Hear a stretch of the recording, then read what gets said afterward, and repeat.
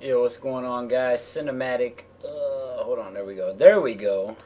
Bringing you the news, and I'm going to do a report on a man named Glenn Ford. Now, before I get into that, I wanted to say that there has been an explosion in New York, and massive structures have, like, just crumbled. It's not terrorism as far as they know, it's just something exploded in the building, and I guess it was an old building. I don't know. But you can look that up. I'll link that in the description, but we're not here to talk about that. Unfortunately, so far they say that there are at least 2 deaths. I might report on that later when they get some more updated information. Now, what I want to talk about right now is a man named Glenn Ford, and I'm reading it. I just read an article about it today. He was Louisiana's longest serving death row prisoner. He was locked up and on death row for over 30 years. 30 years! Now, they just recently found out that this man was innocent after all this time.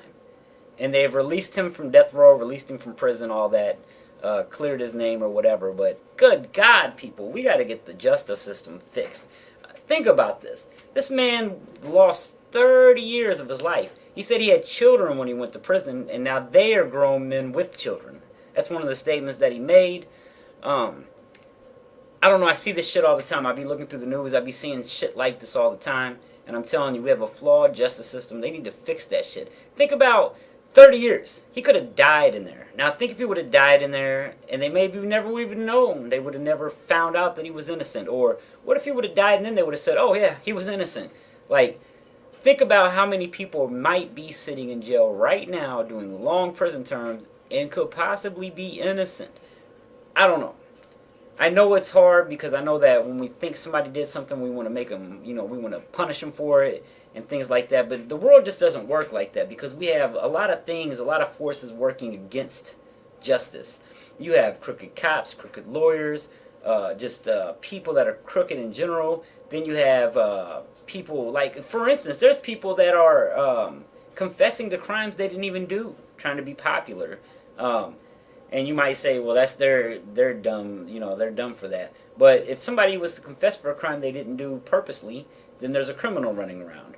Or if somebody gets locked up for something that they didn't do, then there's, a criminal running around. I know we want to get criminals off the street. I know we want to make people pay for doing bad things. Like if you kill somebody, you want them to be murdered, whatever. But if there's not 100% evidence against someone, I think we need to stop locking people up. We need to have stronger cases against these people.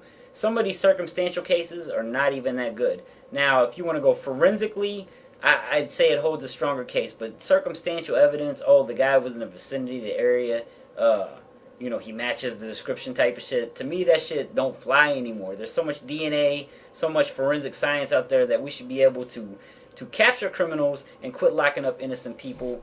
I'm going to link you to the story in the bottom here, and hopefully you guys enjoyed the video.